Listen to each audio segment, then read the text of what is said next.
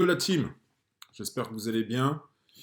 Donc, avant le 31 et pour le mois de décembre, il y avait, du moins j'avais un ou deux livres à faire. Donc, j'en ai fait deux. Et celui dont je vais parler courtement, parce qu'à vrai dire, je n'ai pas retenu grand-chose de ce livre, c'est celui-ci, Le cerveau et le silence.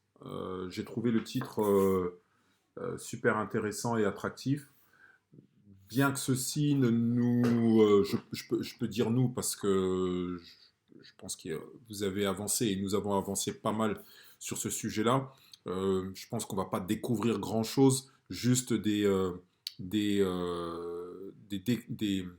évidences qui aujourd'hui sont appuyées par des découvertes scientifiques. C'est-à-dire que les bienfaits du silence appuyés par les découvertes scientifiques. Donc ce livre, c'est le livre de Michel Le Van Kien. Et le titre, donc, c'est Le cerveau et silence, la clé de de la créativité et de la sérénité. Donc, j'ai pas fait de mind mapping parce que je voulais absolument vous livrer cette vidéo avant la fin de l'année. Donc, je vous prie déjà de m'excuser de ne pas avoir fait de mind mapping. Et voilà.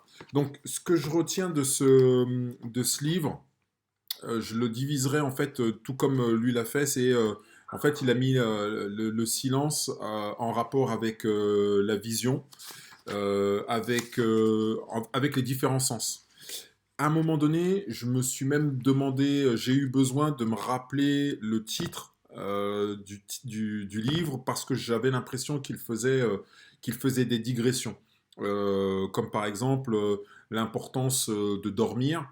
Alors oui, dormir parce que silence, parce que voilà, parce qu'il y a il y a des résultats. Donc j'avais vraiment besoin de faire ce retour entre le titre, le thème du livre et certains aspects du livre en lui-même. Donc la première partie, je vais juste suivre en fait le, le, le découpage du livre. La première chose, c'est le silence en rapport avec le corps. Et là, le premier silence qu'il propose de faire, c'est le silence, c'est-à-dire rester dans l'immobilisme. Et pour cela, il va s'appuyer d'un principe japonais. Je me souviens, je vais chercher le nom d'ailleurs. Le principe japonais qui dit qu'il est important de rester immobile à ne rien faire, en fait. Voilà. Prendre le bienfait de ne rien faire. Parce qu'effectivement, aujourd'hui, on est vachement dans l'agitation, dans la sollicitation, dans la sursollicitation. Et ce qui est intéressant, c'est que c'est que le fait de ne rien faire, eh bien, est bénéfique. Donc, ce qui peut aussi venir, ce qui perturbe justement le cerveau, parce que le cerveau n'aime pas, le cerveau qui n'est pas habitué n'aime pas l'inaction, l'inactivité. Donc, ou même l'improductivité. Le fait de ne rien faire donne l'impression de ne rien faire, de ne rien produire. Donc, voilà, ce dont j'allais vous parler, le principe, voilà, c'est le principe du non-agir, le wu-wei. Voilà, c'est un principe de Lao Tzu qui parle du wu-wei. En fait, le principe, c'est de ne rien faire. Je me prends un temps pour ne rien faire.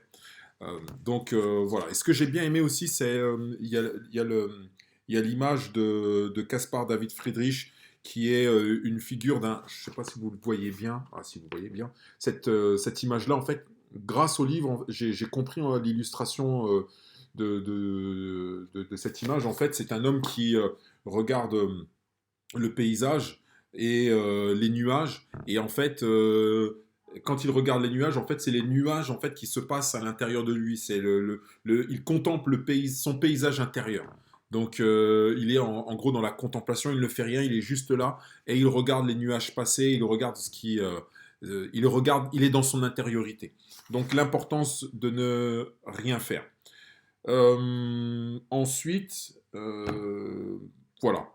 Je pense qu'après, voilà, il y a quelques études qui viennent prouver, qui viennent dire qu'il est important de ne rien faire. Il y avait un test qui avait été fait par Timothy Wilson et Et en fait, les personnes qui étaient là, des hommes et des femmes, devaient rester là à ne rien faire. Et le temps d'inaction, à partir de 6 à 15 minutes, les personnes commençaient à bouger. Et en plus, dans cette expérience-là, il y avait un petit un, un appareil électrique. Et les personnes préféraient prendre un coup de décharge électrique plutôt que de ne rien faire. Donc au bout de 6 à 15 minutes, les personnes se donnaient un coup de décharge électrique, et principalement les hommes d'ailleurs. Principalement 67% d'hommes contre 25% de femmes. Donc il y a peut-être un côté maso là-dessus. Voilà. Donc en ce qui concerne le silence corporel, voilà ce que j'ai retenu. Sans compter ben, la puissance de la relaxation, l'importance de la relaxation, les bienfaits que la relaxation apporte. Enfin, voilà quoi, ça c'est une évidence. Relaxation, respiration. Donc ça fait appel à la cohérence cardiaque. Enfin voilà. Ensuite, la deuxième partie que j'ai appréciée, c'est la partie acoustique. Donc voilà, là, pour moi, c'était beaucoup plus cohérent de parler de silence et de silence acoustique, c'est-à-dire savoir se couper du son, se couper du bruit. Voilà. Euh, donc, qu'est-ce qui m'a intéressé là-dedans? Euh, Qu'est-ce qui m'a intéressé là-dedans? Oui, c'est la même chose lorsque nous révisons ou lorsque du moins les étudiants révisent, ils aiment réviser avec de la musique. Musique avec de la parole. Or, il a été prouvé que quelqu'un qui révise avec de la musique et de la musique avec des mots, eh bien, l'efficacité de ces révisions-là sont quasiment nulles.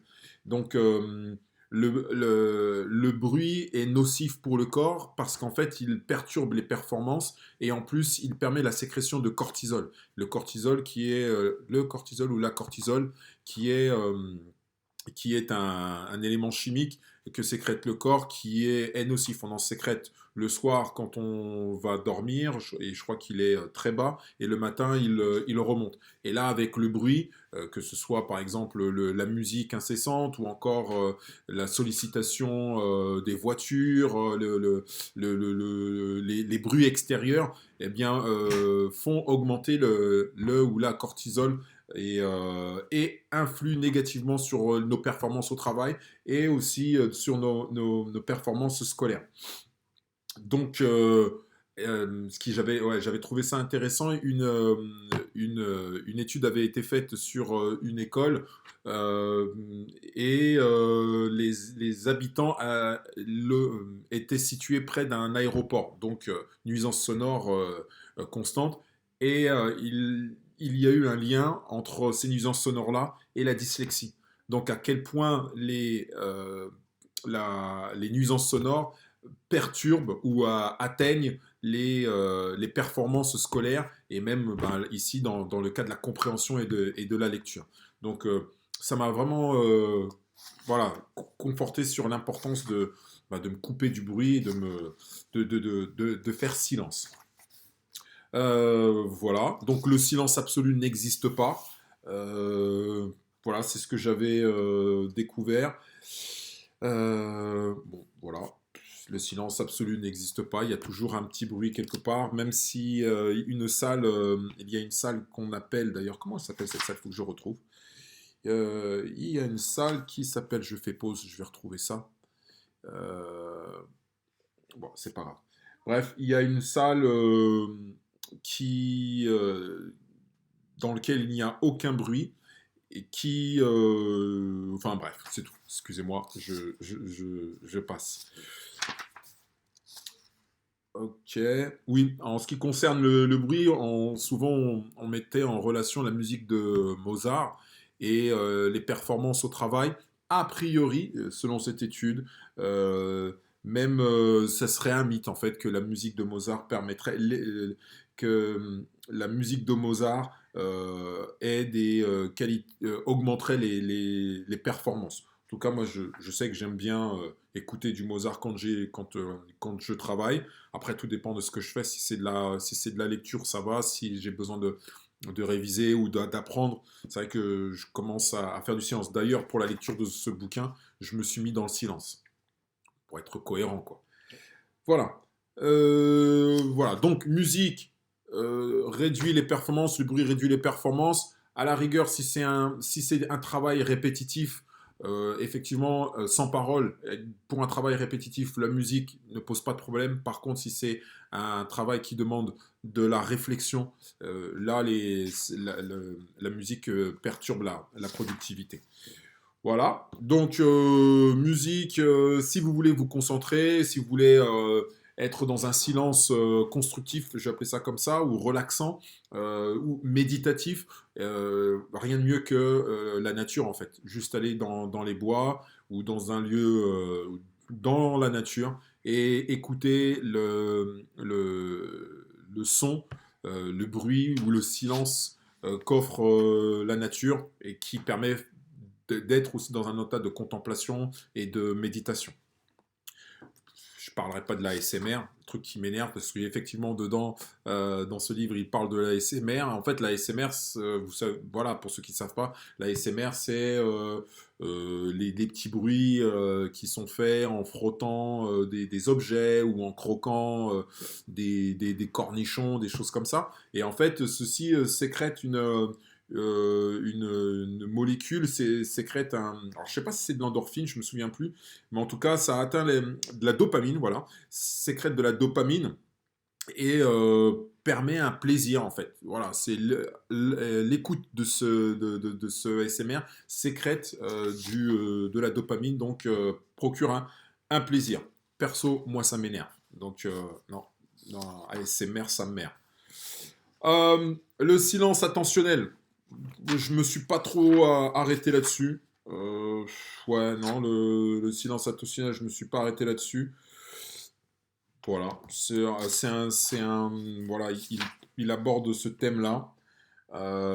C'est juste en fait, peut-être parce que c'était évident, mais par exemple le burn-out, c'est la sursollicitation de notre attention par la télé, le travail, les gens, le téléphone, etc.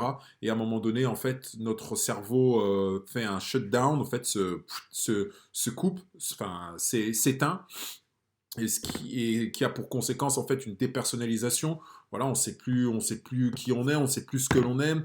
Euh, je crois alors il y a aussi ouais euh, les émotions. On est plus en relation, en connexion avec nos émotions. Donc une sursollicitation de notre attention, eh bien nous détruit et nous amène dans un burn-out. D'où l'importance de prendre du repos et de permettre ainsi à nos neurones de se libérer de tous les déchets, de toutes les toxines qui viennent polluer notre concentration et et par là même notre santé, notre bien-être. Voilà.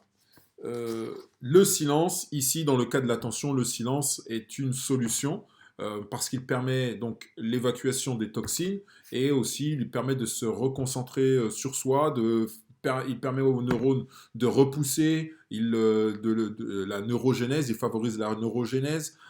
Donc voilà, ici dans l'attention, ne rien faire, c'est bien. Voilà, l'oisiveté ici n'est pas un défaut comme il le dit. Euh, Ensuite, le silence de la rêverie. Voilà, je vais une, euh, une anecdote, l'anecdote de Kukele, en fait, qui est un scientifique qui, par rêverie, a trouvé une solution. Ça rappelle l'histoire de Eureka qui, dans un moment je dirais, de sommeil dans son bain, eh bien, a trouvé une solution. Il y en a un autre, je me souviens plus de son nom, mais j'avais kiffé son adage ou son histoire. C'est un gars qui, quand il va dormir, en fait, il dit voilà, je vais au travail.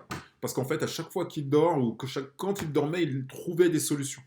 Donc, bah, hier soir, hier après-midi, je me suis dit, bah tiens, je vais travailler. J'ai fait une sieste. Je sais pas si j'ai trouvé une idée, mais bon, en tout cas, pour lui, ça marche. tout cas, moi, je me suis fait du bien. Donc voilà, dormir, c'est aussi dormir, c'est amener du silence, du repos, qui favorise aussi la réflexion et un lâcher prise qui permet à notre cerveau et à notre inconscient de trouver les solutions dont nous avons besoin. D'ailleurs, il y a Graham Wallace qui a écrit un livre qui s'appelle Art of Thoughts en 1926 et il donne les étapes, les 3 étapes pour trouver des solutions. Et l'une des étapes, c'est déjà prendre conscience du problème. Ensuite, ce que j'appellerais le lâcher prise, l'oubli du problème. Ainsi, nos idées, il y a des associations d'idées qui se font inconsciemment, je dirais en arrière-plan. Et en fait, quelques temps après, il y a la résolution, il y a la découverte de la solution. Donc, je réfléchis au problème, je prends conscience du problème, je lâche prise, je fais silence, voilà, j'arrête de réfléchir, et ensuite, la solution, je trouve la solution, ou la solution vient à moi. Euh, Ça me fait penser à une chose parce que comment est-ce que je peux trouver une solution si j'arrête de réfléchir pendant un certain temps? Et en fait, il y a une étude qui a prouvé qu'en fait, des personnes qui ont eu des visages à qui l'on a montré un certain nombre de visages ou de mots, ceux qui ont eu 10 minutes entre le visionnage ou la mémorisation de ces visages ont retenu plus de visages ou de mots que les personnes qui ont eu mémorisation et ensuite qui devaient donner la réponse juste après.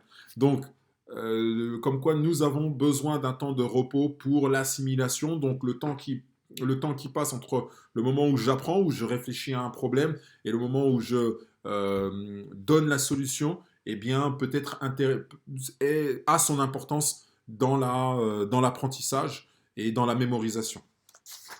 Euh, voilà. Euh, donc ouais, un chiffre qui est revenu aussi, c'est les 60 000. Moi, j'avais entendu 70 000 pensées par jour. Voilà, donc notre cerveau est sollicité, est constamment en train de penser.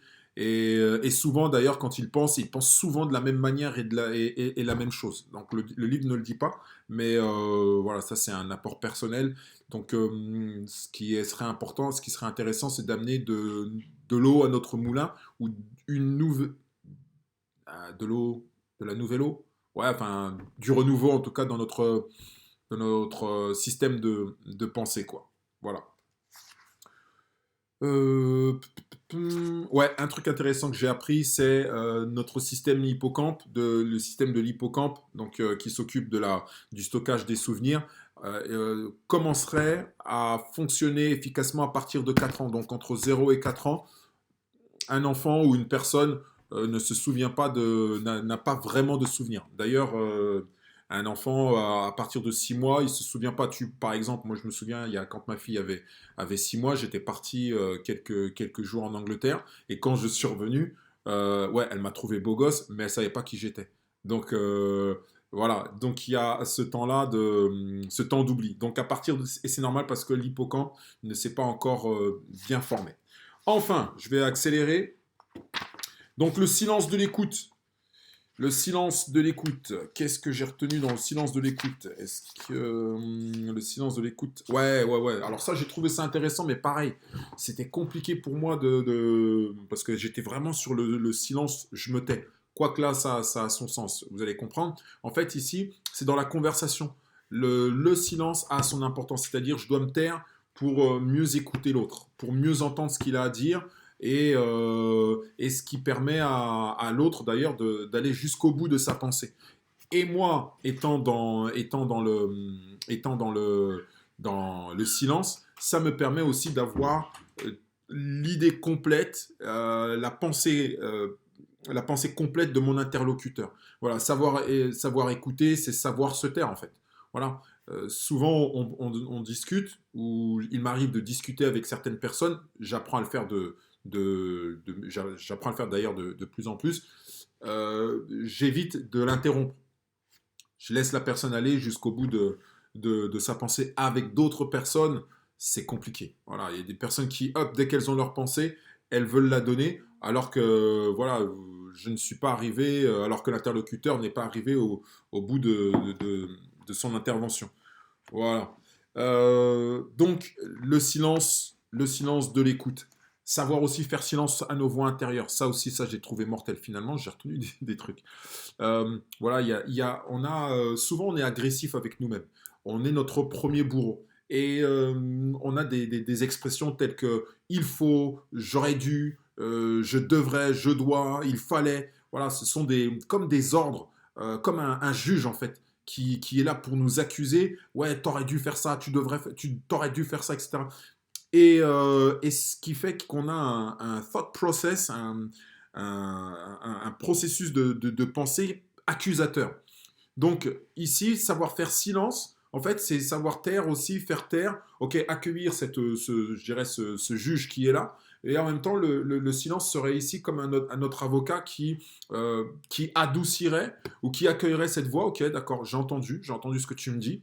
Et en même temps, ok, peut-être que tu me dis je dois. Moi, je dirais je peux. Ou au lieu de il fallait, je me dois. Voilà. Donc, pour sortir de cet auto-harcèlement, c'est important de savoir aussi s'adresser correctement à soi. Euh, Bien entendu, je ne vous parlerai pas des neurones miroirs, le test qui avait été fait avec les singes. Donc ça, c'est maintenant dans tous les bouquins que nous avons lus, et en ce qui me concerne que j'ai lu, les neurones miroirs reviennent, découvertes des années 90, euh, avec des sensors, des capteurs. Lorsqu'un singe voyait un autre singe manger, ben la même région du cerveau s'activait. En fait, le cerveau avait l'impression de faire la même chose que l'autre. Voilà, téléphone, purée, comme par hasard. Je fais une pause. Niggas, tu peux prendre le téléphone, ma chérie, s'il te plaît, il est derrière. Je continue ma vidéo. T'iras dans la chambre, ma douce, pour répondre. Il est là. Voilà. Alors ensuite, ça c'est le direct, ça, les aléas du direct. Donc, euh, voilà. Et enfin, je pense que je vais m'arrêter là-dessus. Ouais, la sursollicitation des yeux, le silence pour les yeux. Donc, silence pour les yeux, ben, effectivement, hein, les tablettes, le téléphone, les écrans. Donc, voilà. La solution, c'est ce qu'on a. Un des outils, c'est ben, dormir, fermer les yeux. Et un des outils dont il a parlé, c'est le palming. Donc, le palming, c'est-à-dire, tu frottes tes mains comme ça, tu frottes tes mains et en fait, dès qu'elles sont bien chaudes, tu les poses ici sur tes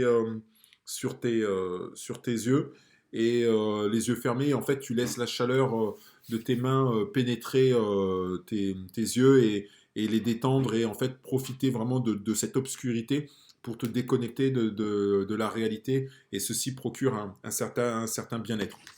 Donc la déconnexion visuelle. Et enfin, je sais pas si ça fait 2 fois que je le dis, enfin, je vais faire d'une pierre deux coups. Et enfin, le silence. Il parle du silence de la méditation et le silence de soi. Silence de soi, je l'ai pas. J'ai pas. Ouais.